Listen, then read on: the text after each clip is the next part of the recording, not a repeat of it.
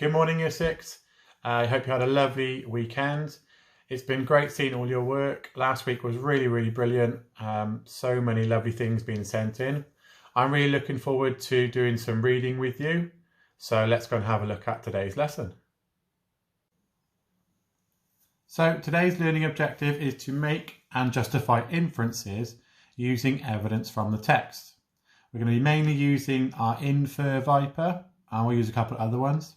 Can you all please make sure you've got a pen or pencil and a piece of paper, could be plain or lined. So there'll be a couple of chilies to have a go at as we go along today. So to start, we've got a little challenge using some Summarise Viper. Can you summarise what has happened so far in Stormbreaker Chapter 2 in 2 sentences or less? Pause the video and have a go. Well done. So, searching the breaker's yard for his uncle's car, Alex found that it was full of bullet holes and soon had to hide from the workers, so he got inside the car, which was about to be put into the crusher. After escaping certain death, he then had to use his karate skills to defeat a worker before fleeing on his bike. So I hope that's given you a kind of quick update of where we were before. So some key vocabulary as we move on to the next part of this text. We've got some of the words here for you. Okay, so the first one is punctuated. Now that's a verb. It means to occur at intervals throughout an area or a period of time. Next one is abstract, which is a noun. An abstract is a strange or non-realistic work of art. So abstract would mean more than one of them. Executive is a noun. And this is a person with senior managerial responsibility in a business. Cloying is our next one. It's an adjective. It means excessively sweet, rich, sentimental, normally or especially to a disgusting or sickening degree. And finally, we have jutted, which is a verb. This means to extend out, over or beyond the main body or line of something. Now it says your turn for this. These are going to be really useful when you are doing your turn. That's why I've given them to you now. So keep an eye out for them in the lesson. Can you now have a little go at say it, shout it, whisper it, clap it and act it? So I'm going to have a little go at punctuated. Okay, punctuated, punctuated, punctuated, punctuated. Oh, and there's one there, and there's one there, and there's one there, and there's one there, and there's one there. Punctuated. Okay, well, go and have a little go at that yourself and try it with somebody in the room. It's really good to be animated. It will really help you remember some of the words. Okay, we're going to move on to some vocabulary now. So can you read this tricky word?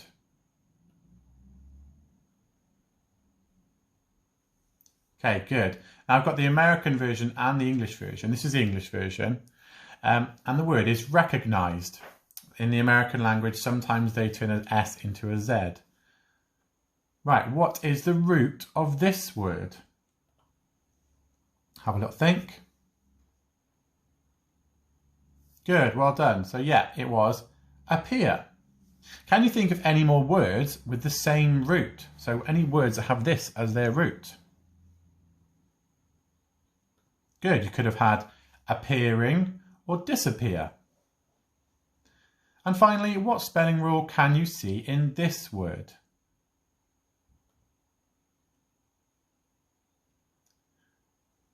Good, you should have spotted it. It's got a kind of silent W in it, ants word, if you sound that W out. It's a very tricky word to spell, actually. We are going to continue with chapter 3. Now, I know last week we read some of chapter 3 with Miss Muddyman, and I'm just going to give you a quick recap myself of where we got to so you are up to date with where we are. So, to recap, Alex had a phone call from Mr. Crawley at the bank where Ian Ryder worked. After asking him to come in, Alex accepted but took the tube as he didn't fully trust them. There were some suspicious discussions between Alan Blunt, chairman of the bank, a middle-aged woman, and a man who had been at the breaker's yard. Blunt said, "Then do it." Once in the bank, Alex met Mr. Crawley and was invited up to his office. All the while, they were watching Alex through two-way mirrors, cameras, and thermal imaging. Okay, so this is my turn. I'm going to carry on reading part of the story. "Here we are."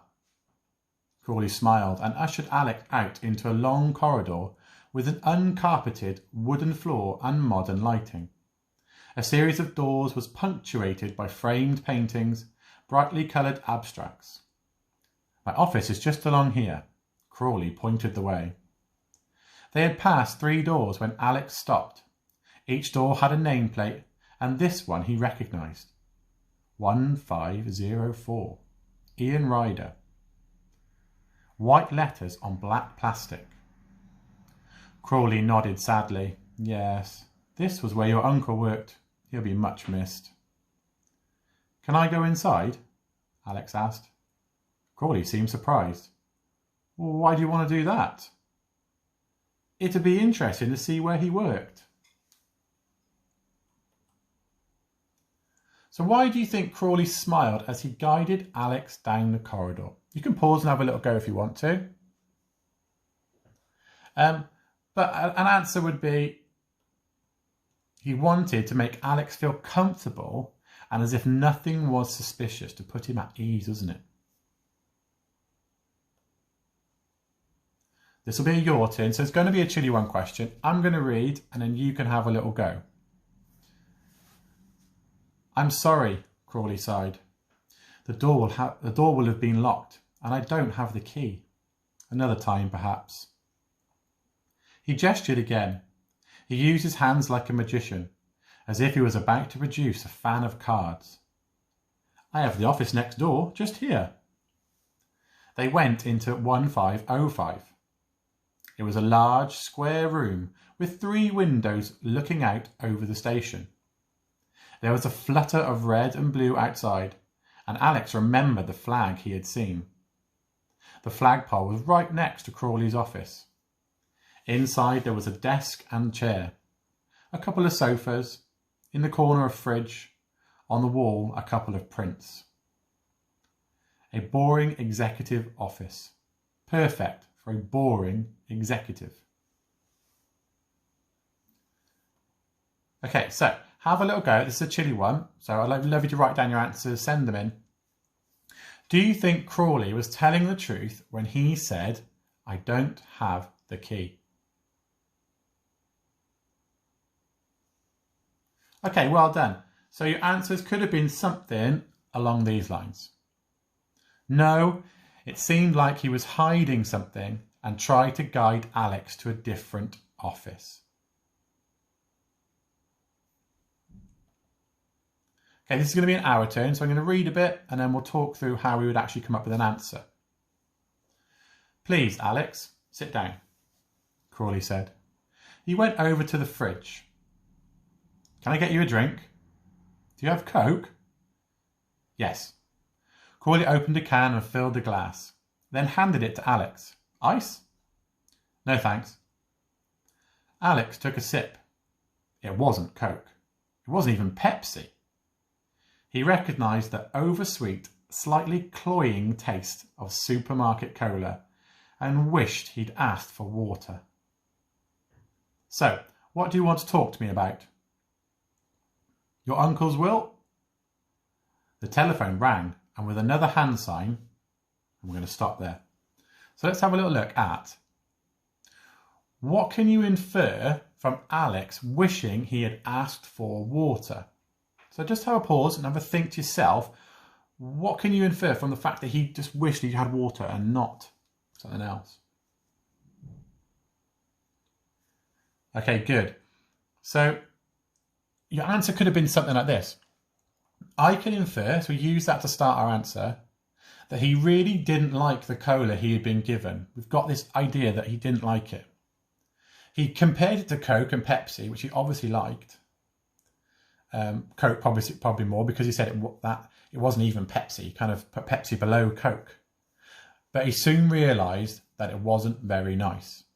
Okay, the fact that he wanted water instead of a nice sweet drink that he asked for first showed that he wishes he'd made a different decision. Okay, there's going to be a Chili 2 question in a little bit. I'm going to read this text and then I'll show you the question. So this carries on. This one for excuse me. Crawley answered it. He spoke for a few moments, then hung up again. I'm very sorry, Alex. I have to go back down to reception. Do you mind? Go ahead. Alex settled himself on the sofa. I'll be about 5 minutes. With a final nod of apology, Crawley left.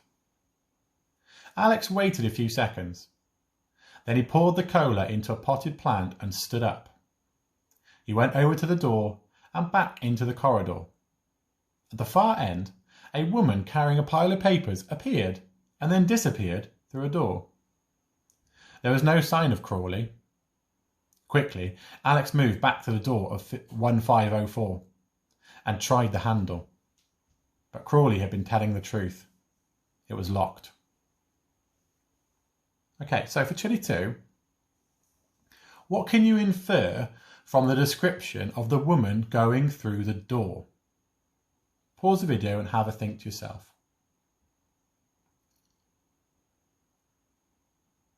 Okay, if you've written that down, please send it in. So, could have had something like, the fact that it says appeared and then disappeared shows that she left in a rush. It's almost like she was a magic trick. One minute she was there, the next second she wasn't. She realised that she shouldn't have been seen by Alex in case he starts asking her questions that she probably couldn't answer. So well done.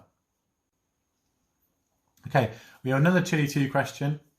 I'm going to read the text again and you can write down your answers in a second. Alex went back into Crawley's office. He would have given anything to spend a few minutes alone in Ian Ryder's office. Somebody thought the dead man's work was important enough to keep hidden from him. They had broken into his house and cleaned out everything they'd found in the office there.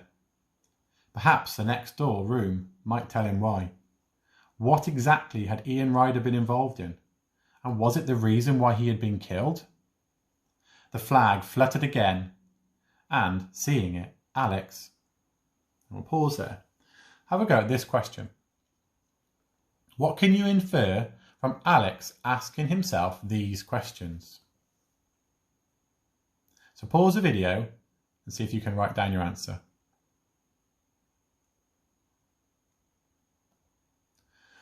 Well done. So we could have had, for these two parts, by asking himself questions, Alex is weighing up his opinion of what his uncle's job really was and trying to work out if the bank was all that it seemed.